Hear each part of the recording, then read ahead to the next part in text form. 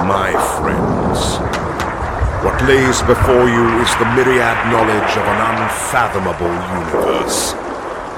Join our intrepid remembrancers as they explore the Heresy as history.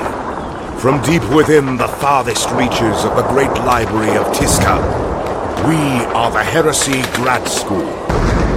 So said the War Master in his wisdom. Go forth, my sons, and illuminate them. I feel like I talk too much. You know, you really do the heavy lifting, man. You do. You have a hard job. You do the heavy lifting, right? Which is get our listeners to the point where we are in like 25 minutes or less. You know, and that's a tall order, dude. Yeah. No. What are you painting, Jason? I hear you shaking something in the background. Better be 60 infernal dwarfs, dude. Right? I just ordered those this morning. Oh, listeners, if you're just tuning in, turns out Jason now plays fiery dwarves. Oh man, you just out it. Dwarfs. Spicy Just outed him. dwarves. Spicy dwarves. And I now play like 6,000 points of Bretonians. That is Gonna a lot freak of everybody Bretonians. out, man. You make everybody think we're turning into like a old world podcast right now. I mean, we could do an episode of it. That's right, listeners. Message us. Tell us if you want an old world lore podcast. I got some of that shit locked somewhere in my brain cavity. Hey, old lore is best lore. Right? It is. Old hammer is best hammer, y'all. Just remember that. Oof. So, welcome everybody to another episode of Heresy Grad School, part of the Remembrancers Retreat. Back again with our professors Dave, Jason, and myself, Pat, and we're talking about Navigators today. Yeah, this sort of, I think it was started out as my idea, right? I was like, let's talk about Navigators, and I think we quickly found out that in the Heresy, there is not a lot of background lore on Navigators. So it's mentioned in the first book, Betrayal, one time on page 16. Navigators in the Warp get a shout out, and then it's really not again, except for something, Pat, you're going to talk about later. But Oh, I guess I am. Yeah. But I mean, yeah, like you're saying, Dave, it's just kind of like they're briefly mentioned during like the Black Books, or in the Black Book, and then like within even the novels of the Heresy, it's like there'll be a sentence about hearing the Navigator scream as it's trying to figure out where to go in the warp or something like that. yeah. So they do get a pretty big.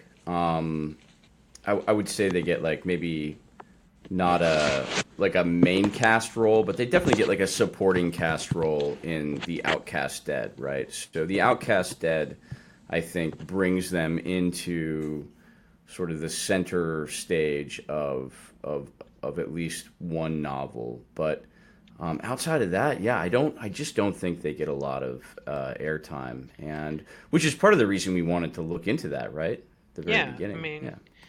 because at least I feel that in the 40K universe, which I mean, again, is the same thing as the 30K, but 10K more years. But like with 40K, like I feel like they're mentioned more, but that's because psychers are so much more prevalent. Like because in 30K, if you think about it, or in the Horus Heresy, the idea of psychers is still very much unknown.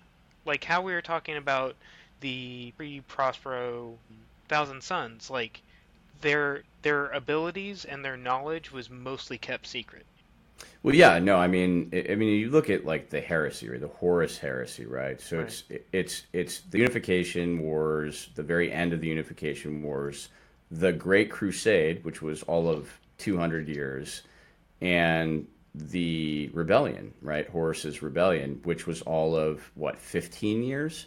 So 215 years, sum total human history.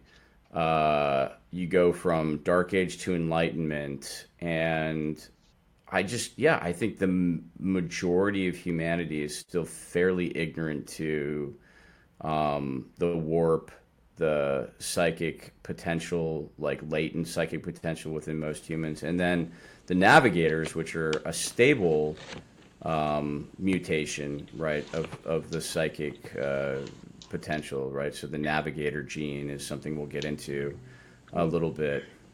I wouldn't necessarily again, we'll get into this, but I wouldn't call it stable. I would call it controlled. Yeah, no, that's a good point, Pat. You know. Yeah, it's definitely heavily controlled by the Navigator Houses. And the Navigators themselves, you know, when they are young, you know, they don't manifest a lot of the traits that as they get older and become sort of more potent in terms of their ability, their third eye, and their warp sight. Then sort of the mutations manifest, but they manifest in predictable ways. This is not the same thing as a chaos sorcerer or a psyker, like an alpha level psyker, but like who just gets mutated by the warp and then eventually just turns into a spawn, right? Like that's not the way I read it. No, I mean, like, so other than psychers, they're one of the main components that's most subjected to the warp. You know, like they open up their mind in order to navigate, and throughout different books and in different like excerpts and things like that, you find that there's different levels of like degradation of flesh, or they might have extra appendage growing on them or something like that, but it's never like a true malicious. Yeah, they're not corruption. Gifted by the chaos gods, right? Like they're so No. so I mean, I'm sure like once we get into the scouring and once everybody's in the Eye of Terra, I'm sure those navigators are subjected to like the whims of the chaos gods and definitely have more mutation, but in general, no.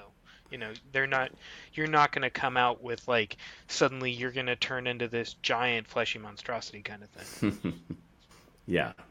Yeah. So, all right. So what we're doing today is we're going to look at sort of the extant lore of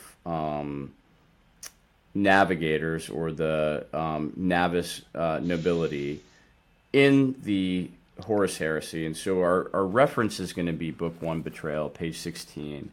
Navigators in the Warp. The first paragraph really deals with the warp. We've talked about this before. There's nothing new here. The second paragraph I will read briefly so we're all on the same page here. The Navigators are an ancient, mutated, or deliberately altered psyker strain of humankind designated, it seems, to facilitate warp travel. Clannish and insular, they have lived amongst humans since before the Age of Strife, and during those nightmarish times dwindled almost to extinction.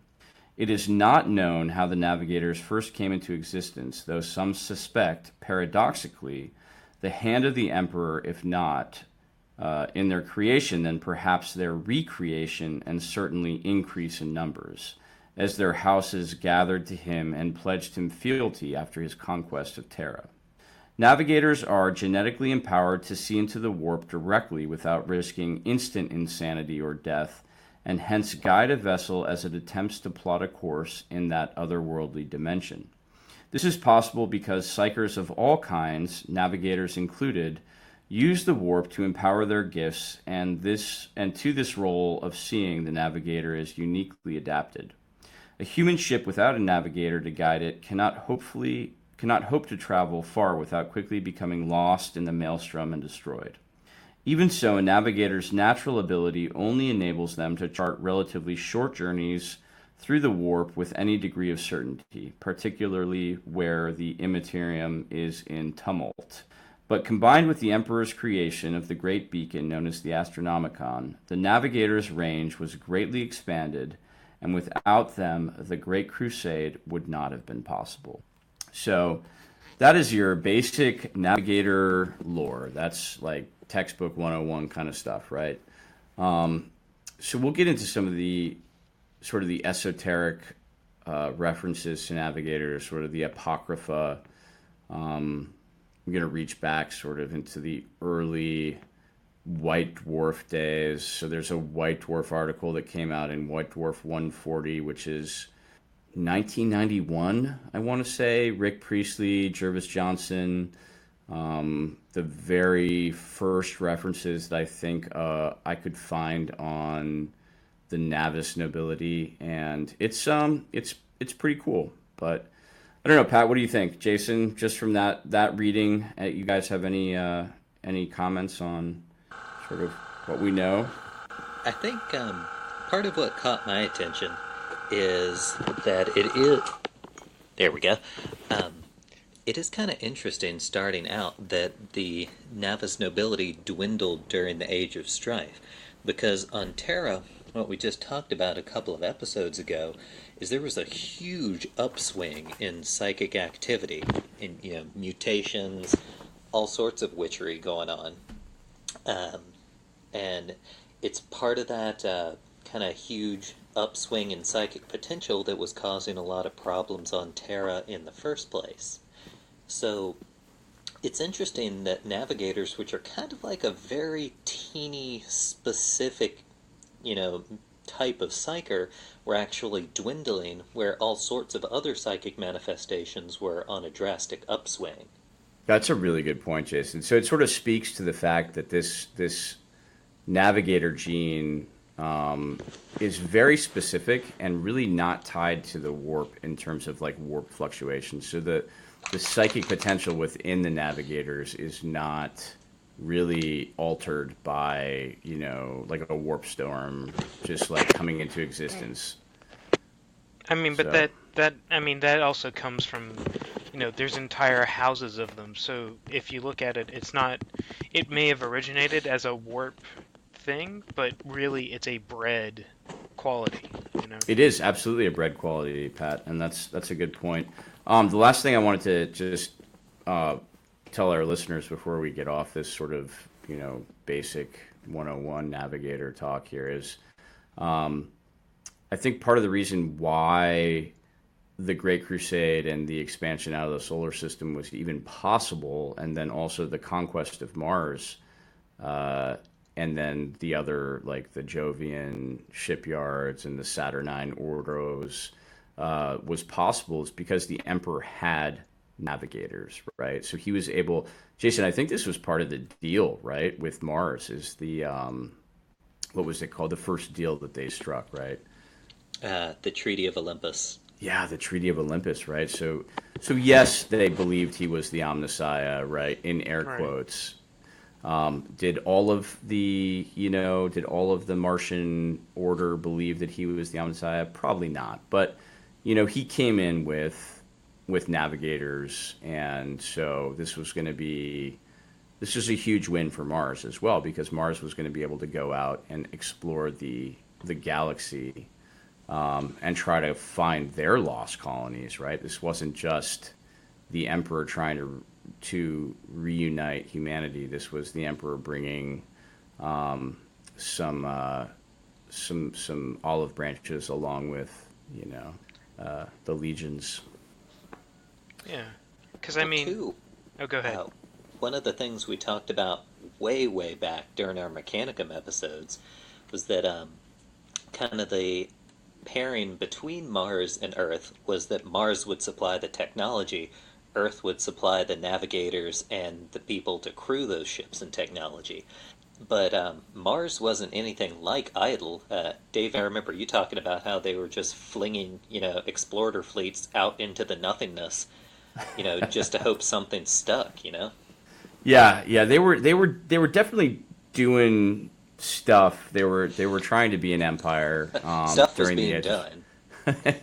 Yeah, they were being more productive than anything that Earth or Terra was pumping out. But most of those arc exploratory fleets, once they hit wherever they were going, if they were able to maintain contact at all with Mars, it was sort of spotty at best, and it was hard going for them. So I do think it was a calculation on the Red Priest's part, is all I'm saying. Is that I don't think Mars just capitulated to the Emperor, and just sort of bought into this whole idea of him as the Omnisci. I think there was a calculation. I think Navigators played a big part in that.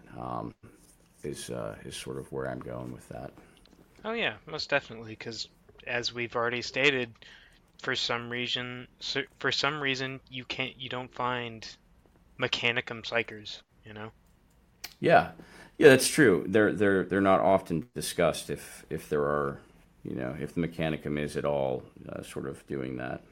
So let's jump into the really dark past here, right? So this is White Dwarf 59. This is White Dwarf 140, page 59. This is an interesting article. I had to go get it after I looked at Lexiconum. Actually, I didn't look at Lexiconum. I looked at Warhammer 40K Fandom, which is it's also sort of a Lexiconum type wiki on all things 40K and 30K. So I wanted to go out and get this, and I found it on eBay, and it's pretty amazing. Probably spent a small fortune. No big deal. No, it wasn't bad actually. Really? Yeah, it was under $10, man. But you hear that, listeners? The links we go to find you correct lore. Yeah, but it's this is the original background rule set and lore for a game called Space Fleet. And Space Fleet is the precursor to Battlefleet Gothic. It also establishes rules and background for what becomes like the Warhammer 40,000 galaxy, right? So this is written by Rick Priestley, Jervis Johnson, Simon Forrest, and Andy Jones. And they talk about the Navis nobility. And I'll just pull, I won't read the whole thing because it's quite a few pages, but I'll pull a few things out here that are interesting.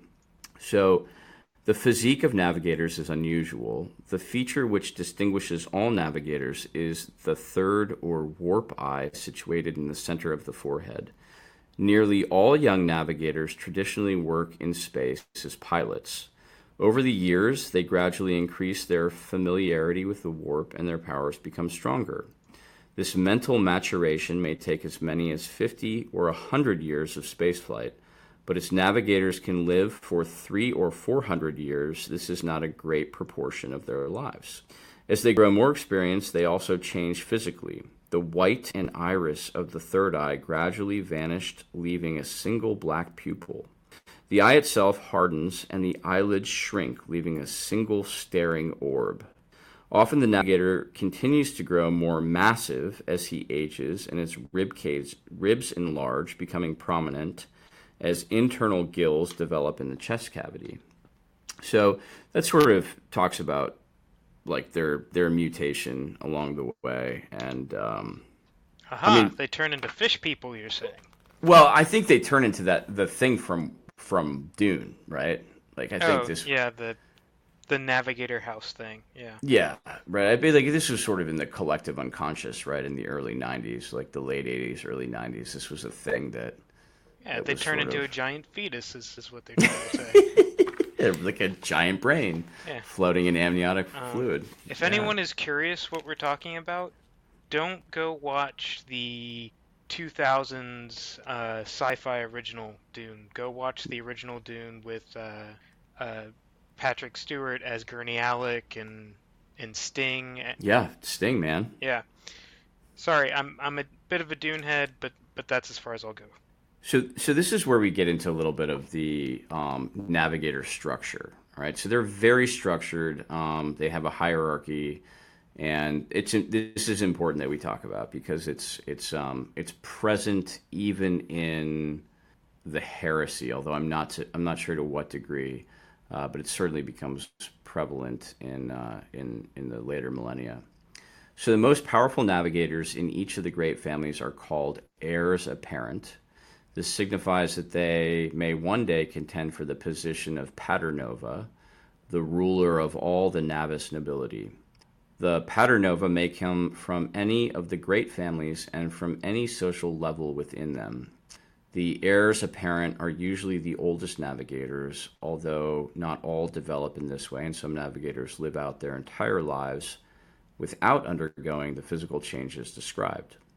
So That sort of talks about the Paternova, and the Paternova is the senior most, well, I wouldn't say senior most, but in terms of hierarchy, the most powerful voice of the great families of navigators.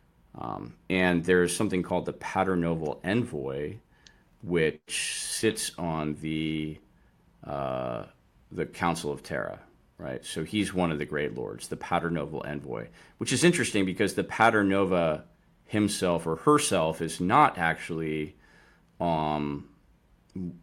does not hold a seat on the High Lords of Terra, but appoints somebody basically to act in their stead.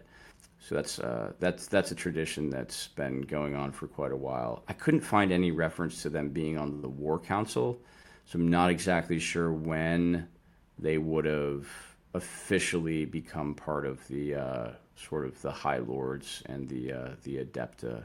But So I wondered, though, just if you think about the bureaucracy of the Imperium and how all the politics works out, I wonder if the Paternova has actually had time as a navigator, like, on a ship full time as a navigator, or is merely lucky enough to have enough influence that they don't necessarily ever see ship travel and they just lead the day-to-day lives of navigators. yeah, so I think that, I mean, surely the Paternova has had ship time. But I mean, is it like they've done it on a trader, or is it like they were on the Phalanx, that kind of thing, like Vengeful Spirit, what have you. Pick a really massive capital ship. I mean, maybe not the Vengeful Spirit, but you know what I mean. All right, well, so it talks a little bit about it. So this is still the White Dwarf article, and so like a lot of this stuff, guys, is early lore. I think some of it's probably been retconned, some of it's probably been rendered into the unreliable narrator category, right? But it says the Paternova is the leader of all navigators and the most powerful of all his kind. The Paternova may live for up to 1,000 years. When he dies, all the existing heirs apparent begin to change. They begin to grow even larger and stronger. Their gill structure becomes fully functional, allowing them to survive in hard vacuum, as well as underwater or in normally poisonous environments. So I mean, like, again, like, I think all that stuff's been retconned. But yeah, it just to interject, I think it definitely has, just because in later, at least in Black Library books, you find that navigators are either like they have their own sanctum, and they're just sitting around a bunch of pillows when they open up their eye, or they're like submerged in tanks, but with feeding tubes, that there aren't any like gills. There's no gill structure or anything like. yeah, no, I mean, certainly in the lore, you don't, like in the Black Library books, you don't come across like fish people, right? Right. I mean, otherwise I'd have a fish person navigator just to piss off Jason. Remember, Jason, fish people have rights. That was clearly a bait for Jason to jump in. But I don't know, Jason. What do you think? Do you think that the Paternova? Do you know anything about the Paternova and sort of the current lore, the current canon? As far as the current lore goes, I mean, like you were saying earlier, in 30K there's next to nothing. But on into 40K, the navigators we typically hear about in the stories, even if they're talked about at all, they tend to be so far down the chain. Like the best example I can think of is Octavia from Aaron Dymsky-Bowden's Night Lord trilogy. She's a really, really low-ranking navigator, to the point like she's a third cousin and just barely part of the family anymore, so they keep giving her shit assignments. And I guess that's kind of appropriate for 40K, though, is, everything day-to-day minutia is so far down the chain of command that the average everyday person never gets to see any of it. And I think that's kind of where they're at, is nobody really knows how a lot of the nobility work anymore. That's a good point, man. I think in the lore of 40K, we're fairly far removed from like the inner workings of the Adepta and the High Lords. Part of the reason I really like that one book by I think it's by Chris Raitt. What's the one that took us right in? Watchers of the Throne, Pat? Was that the one that took us right into like M42? I can't remember anymore. But I'm trying to remember. Outside of that, I think you don't get a lot of insight into sort of the politics, right? The inner workings of the Imperium, right? Because it's just a lot of sort of crusading and fighting off at the edges of the Imperium, right, where things have gone sort of south. But it's sort of back to the Navigators themselves and their hierarchy to really get a good blowout of how this works, right? That's sort of what we're talking about: the inner workings, the politics, the structure of these houses. You've got to go to a source that is that was printed in, I think, the early 2000s, maybe the late 2000s. I'm looking right now, but it's the Fantasy Flight Games Warhammer Games Workshop collaboration that produced like Rogue Trader, Dark Heresy, Black Crusade, and I think the last one was Only War. Yep, and Death Watch, but Only War was the last installment. That's right, they did Death Watch too. Yeah. So if you guys think, if any of you listeners out there are like, oh, these guys are going off the rails, right? Like they're pulling in some like, third-party fluff. Let me just read to you who were the writers and developers for Rogue Trader, okay? Owen Barnes, Alan Bly, John French, Andy Hoare, Tim Huckleberry, Michael Hurley, John Iversek, and Sam Stewart. So right off the bat, you've got Alan Bly, John French, and Andy Hoare, right? So this is the deep lore, and this is the reason why these books are still so highly sought after. If you can find a hard copy. The reason why some of them are over $500. The good news is you can usually find like a PDF version of these. If you do the Google thing, right? Like I can't really endorse that, but yes, these books really do explore the deep lore in a way that I think outside of really what Forge World's doing now, there was never a format to do that, right? So in Warhammer you had the codexes, you had the army books, and you had the core rule book, but outside of that, you never really had you didn't have a format to explore like the deep lore, right? And so I think these books are amazing as reference material. So I'm going to talk a little bit about Rogue Trader, which is the core rule book, published in 2011, I think. Yes. No, 2009. Anyway, yes, 2009. Anyway, page 175 talks about the Great Houses. And so the Great Houses are the houses of navigators that still hold the most power. They all have representation on Terra. And even in the Heresy, we can see examples of this with House Castana, right? They're the house that's the character in Outcast Dead come from. So the Astropath, Kai Zulaine, and then the actual navigator, Roxanne Castana, they were on the Argo when that whole when the Argo basically got breached and in the warp, and there was the demon incursion. So those were the only two survivors. If you guys haven't read the Outcast Dead, it's phenomenal. I love it just for its lore.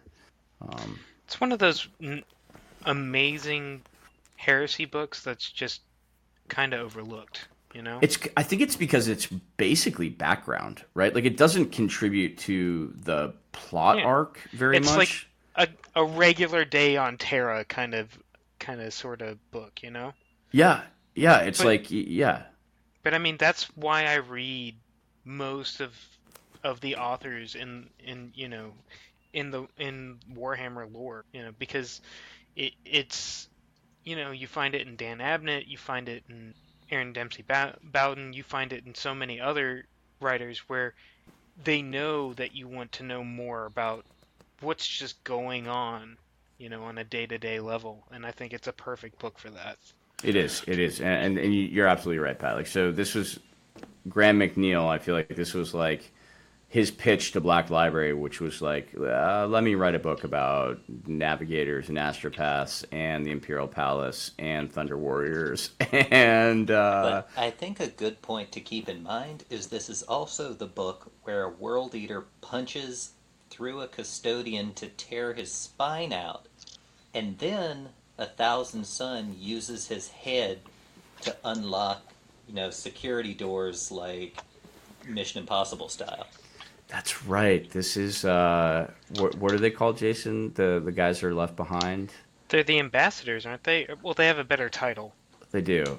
Oh gosh, I know what you're talking about, and I can't think of the dumb The, name. it's the Crusade host, right? Yeah, the Crusader host. Yeah, the Crusader host. So these are the guys, like one from each legion that's been chosen. And yeah, you're absolutely right. I totally forgot that. Don't tell the Black Templar that. They're really going to hate that name. But yeah, there's just so many good reasons to read Outcast Dead if you guys haven't already read it. But so getting it back to the Navigators and sort of their hierarchy, their structure, we've got the Great Houses. And in the Great Houses, so like House Castana would be an example of this. You've got the Novator, who's the patriarch or matriarch that rules over the house. It's purely biological. It's bloodline, and their sort of role is to hold the family and the fortunes together, right? So there's a lot of keeping up appearances, which is sort of the subtext to the Outcast Dead is that somehow, Kai Zulaine and Roxanne have shamed House Castana by the loss of all hands on deck and put them into ill fortunes, right, with the 13th Legion, which is the Argo. The Argo was a 13th Legion ship. So that's really, there's a lot of politicking going on. So the role of the Pater Nova, and by extension the Novadors, is to manage the power of the houses and protect their interests and greed from the Administratum. So in the early days, this would have been basically ensuring that they were separate and apart from any kind of burgeoning bureaucracy of Terra, right? So that they would remain independent, separate from the Adepta as it grew, and so that remains true even into 40K, right? So even the Inquisition don't really mess with the Great Houses unless they suspect sort of really significant treachery. Which leads back to that whole idea of controlled mutation instead of, rampant. Yeah, so you're right, Pat. So the only way to, and I don't know if we said this explicitly up until this point, but the only way to ensure the Navigator gene continues is for Navigators to interbreed, right? So you've got to have biological Navigator, right? Male, female, and they make little Navigator babies. So if you have, yeah, right? It's super hot Navigator action going on here on Heresy Grad School, man. Gill on gill action, bruh. Gill on gill action. I don't think it's gill on gill action, right? Like, I think at this point, I think they're pretty normal. But yeah, so it's interesting that if you take a Navigator and they breed with a normal human, there is zero chance of that offspring being a Navigator, right? Like not even like 0.999, like zero, right? So the only way to do this is for the Navigator houses to sort of remain separate from humanity and apart, and so there's a lot of sort of arranged marriages and stuff going on. Very sort of Victorian era, right? Like very sort of high society, Cousins marrying cousins. Yeah. You know, the Yeah. whole shit, shebang. yeah, shit gets weird, you know. Yeah. But outside of the great houses, you've actually got a couple other notable houses, which are cool. You've got the nomadic houses, and so the nomadic houses are houses that have forsaken specific ties to a sector. So, like like the Obscura sector or the Scaras sector, and they have no terrestrial holdings, so they have no land holdings, and instead they are completely void-faring houses, right? So they become sort of wanderers and gypsies, and they have vast sort of fleets that they serve on or own, and that they just sort of drift from star to star system. Very little is known about these nomadic houses, and but I think it's cool. It's like some cool flavor text, right? In the back setting for the RPG, it's all done in sort of what they call as the Calexis. What is it, Pat? The Calexis? Are you talking about the Coronis sector? Maybe it's that. I thought there was something bigger than that, but yeah. But yeah, no, I think you're right. So the Coronis Expanse, and so they give you some backstories on that. But then outside of the nomadic houses, there's also the magisterial houses. And these magisterial houses... Oh, I'm sorry. Magisterial houses are what we were talking about. It's just another way of saying the great houses. And then you have the shrouded houses.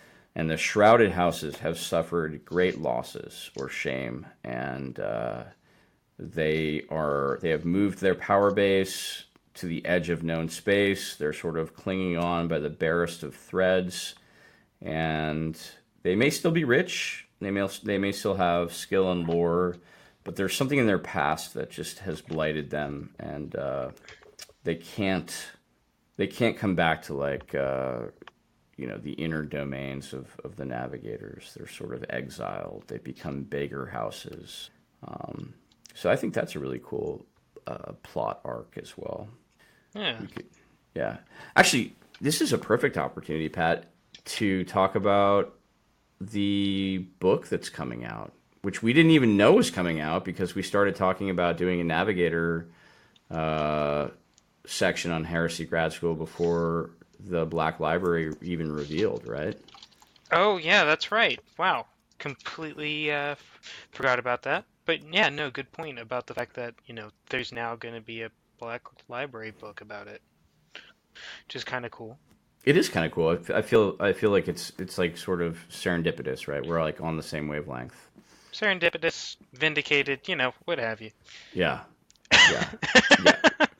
We're in the know. Yeah. Yeah. Turns out somebody at Black Library is actually listening to us. No, there's probably nobody at Black Library listening to us. But it is cool to see that we're going to get a full Black Library novel that's based on sort of the political intrigue around these Navigator houses. Yeah. So, listeners, this could be your intro to Navigator houses before. What is that? Do we know what that's called, Pat? I forgot what it's called. So, listeners, keep your third eye open. Sorry, I had to make that really bad joke. The book is called Rites of Passage. It's by Mike Brooks. Yeah, that's cool. Yeah. I've not heard of Mike Brooks before, but I'll have to go out and see sort of what else he's written. A political tale of a Navigator house, complete with lots of treachery and backstabbing. Perfect. That sounds perfect. I mean, definitely exciting, and at least the cover of it's kind of interesting. That you have 4 Navigators, I think, at least in the cover art of it. You've got one that I guess would be like the head of the house, and then you have one and more of like a Imperial Navy outfit, and then 2 females in the background. So I don't know, it'll be exciting. Yeah, me too. Yeah, I'll definitely have to check it out. So, the last of the houses that's mentioned in the Rogue Trader core book is what's called a Renegade house. And this might be getting into, Pat, what you were talking about earlier. Some of the great houses have completely forsaken the traditions and practices of the Navigator families in their quest for power. And they have been driven into exile, or they are doing a lot of gene manipulation, which is something that is not often talked about, but is something that the Navigator families will do. So this is sort of the arms race. This is the arms race within the Navigator houses, right? So it's genetic experimentation, but within the Navigator gene to try to create the sort of the more powerful Navigator. It's the faster, better, stronger, smarter Navigator. And so that if a house could control that gene line, that they would become sort of ascendant, right? And so the problem is like when you get found out and you know that you're doing gene tampering, you get exiled pretty quick, right? Because that could also be seen as polluting the gene pool, and there's just like zero tolerance for that.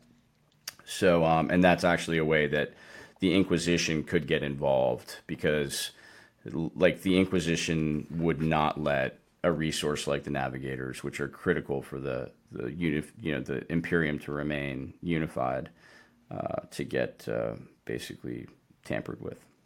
So those are the renegade houses. There's a lot of reasons a house could become renegade. It could have done something like gene tampering, or it could have basically pissed off the other houses to the point where they had to go into exile. Or they could just be sort of pledged to the sort of the dark powers, right? They could have gone rogue and aligned themselves with the wrong side, right? Yeah. So that wraps up the hierarchy of the Navigator houses. I don't know, man. What are we at here? 40 minutes of Navigators so far. 40 minutes of Navigators. There's a little bit of bullshit mixed in, but yeah. Maybe just a little bit. Just a tiny bit. I don't know. Do we want to talk about fielding a Navigator? I think we do. I think so. This is not something we do normally on this show, which is like sort of mix rules in. But I think for this segment, because it's Heresy, I think we should absolutely tell people how they can bring a Navigator into games of Warhammer 30K, the Horse Heresy. So, I gotta be honest. I had no idea that you could have a Navigator in your force at all until the very first game the very first mega battle of 30K that I ever played. It was a Christmas battle with the Richmond 30K guys, and our friend Austin brought a Navigator, and one of the objectives was to kill this special unit, and he proceeded to use one of the abilities that the Navigator has, and it just deleted. Really? Yeah. That's awesome. It was in a mega battle?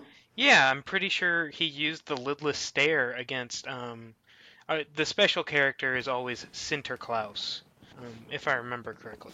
That's awesome, man. I was not at that battle. Jason, were you at that battle? Jason was at that battle. Did you unmute, Yeah, Jason? I was. I did. Okay, awesome. Okay, we're back. Yeah. I was at that battle.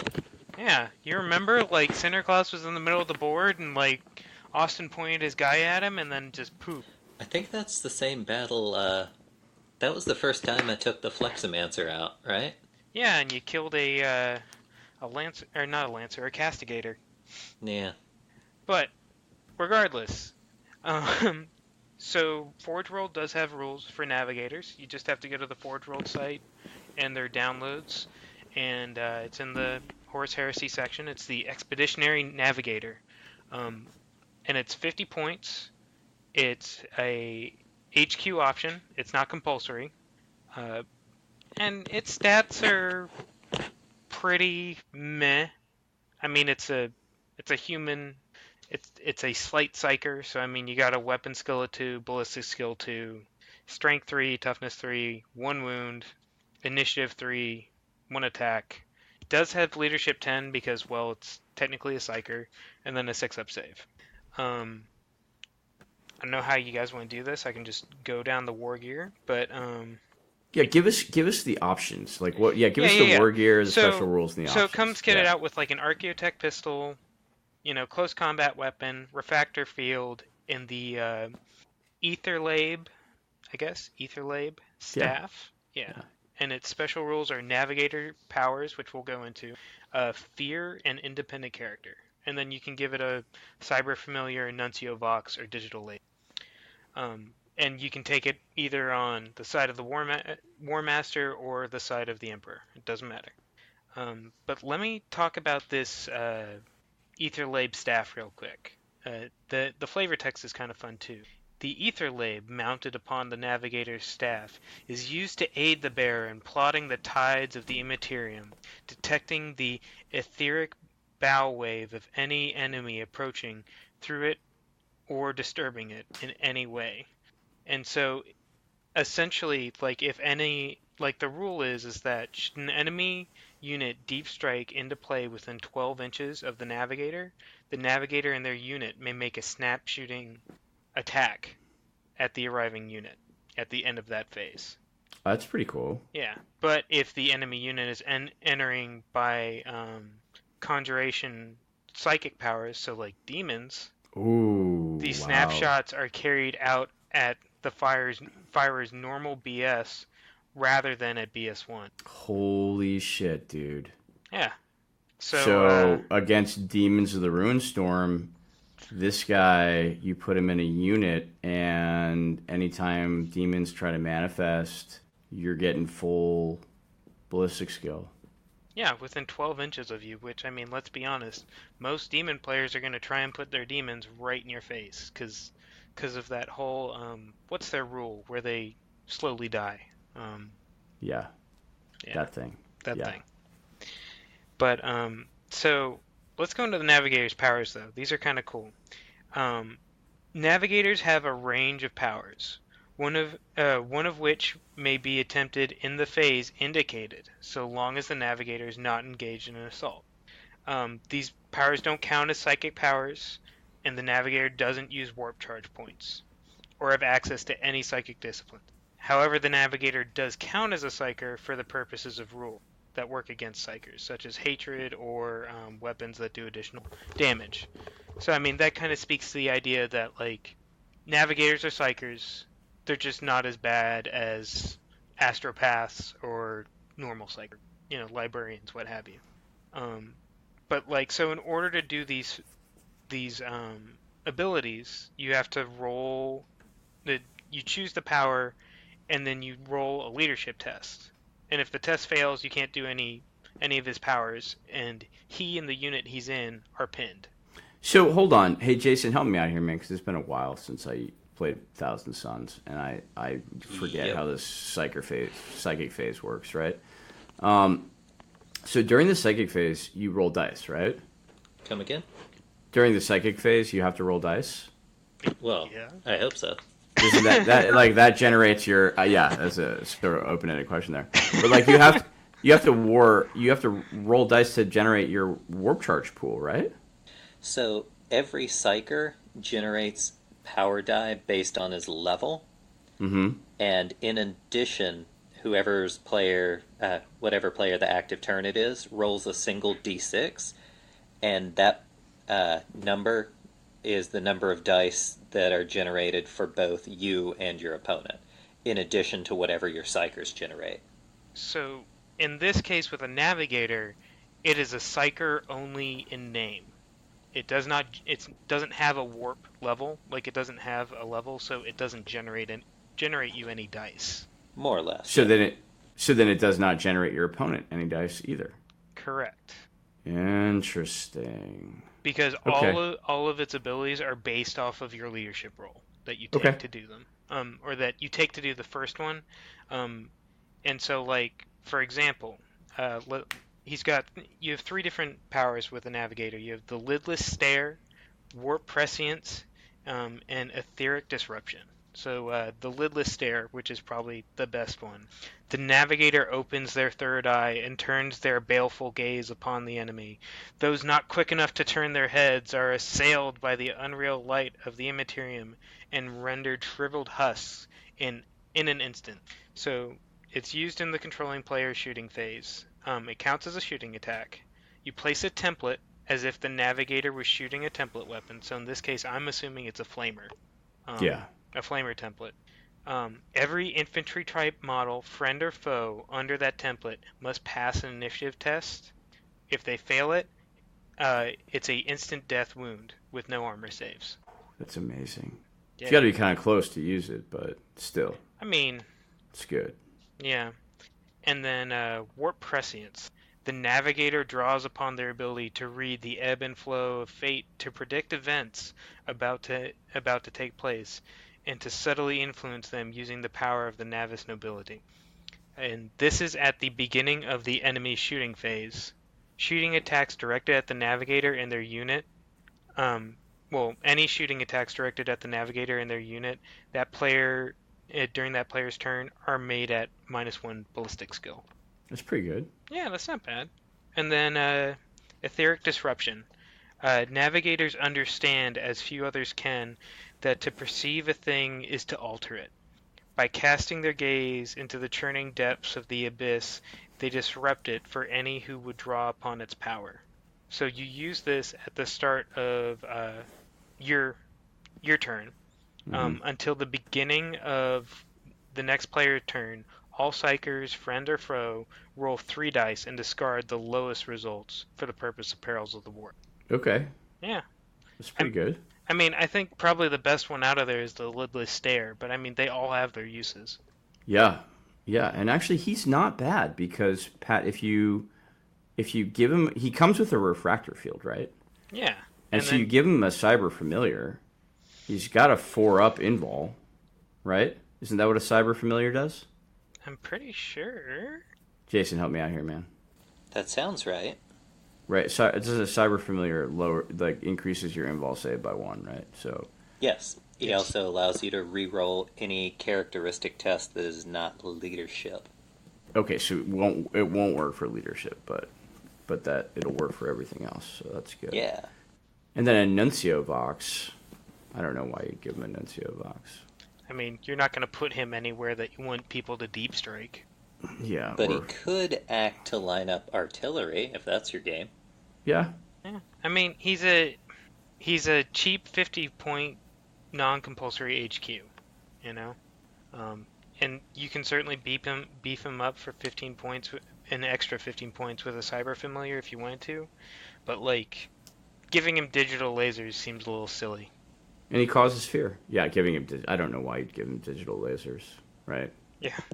I mean, that's... I mean, he's essentially trying to hit somebody with a wooden staff. Like, it wouldn't be pretty. It'd be bad. It'd be real bad if you were down to, like, using his close combat attacks. Yeah. That'd be real bad. Like, things would knock on your way. The way I see this guy, like, best use is, like, in your back line with some type of... maybe even a heavy weapon squad or something like that to give that Aether Lab staff ability, as well as, like, you know, just to be there for warp prescience and then the disruption. So you're talking about, like, a normal, like, game of 30k, right? Like yeah, just because, yeah. Like, if you're playing against demons, for instance, which, let's be honest, everybody and their mom is now playing demons. I'm not playing demons. Well, you aren't everyone.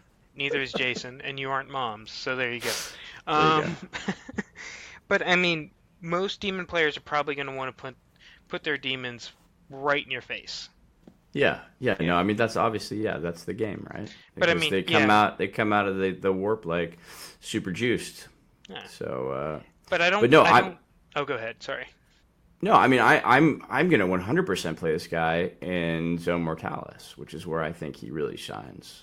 Oh yeah, and I mean I think he'll shine for a couple turns, but you know how Zone Mortalis gets, like, it's a firefight for a second and then it gets to close combat. Yeah. Yeah, I mean I can see him definitely really good for Zone Mortalis, and but like I wouldn't put him in a squad of the, what's the Fire Axe guys that you have, Dave?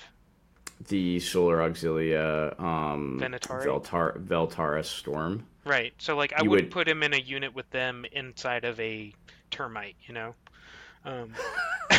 That just seemed like a really bad idea. In Zone Mortalis? No, just in general. Oh no, I know. I'm just kidding. Yeah. No, I was thinking more in Zone Mortalis just because I think he's super flavorful, man. Right? Like you play a Zone Mortalis boarding assault mission, right, where you're going for the bridge, or you're going for a critical system. Maybe you're playing Blood in the Void. I mean, it's just how cool is it to have a Navigator, as part of that game. I think it's cool. So yeah, I'm super psyched that Forge World made rules for him. I hope this means they're going to make rules for some other folks, but I don't know. He's been around for a while. Yeah, I mean, granted, who else would you want rules? I don't know. Maybe an Astropath.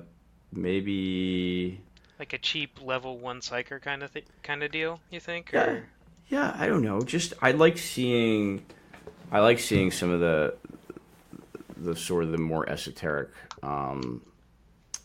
character types that are out there. Just kind of spitballing it here. I think the only way militia, the only way Solar Auxilia can get a psyker is probably this guy, and the only way for militia to get a psyker is this guy, or you go heretic. Am I right? Well, he's not a psyker, right? He's not a psyker in the sense he's a psyker in name, but that's it. Yeah. Psychic powers, but yeah, I think you're right. I think this is as close as you get to having cool powers. So yeah, if anybody from Forge World is listening, let's get an Astropath or two in here. Yeah. Why do Space Marines get all the fun?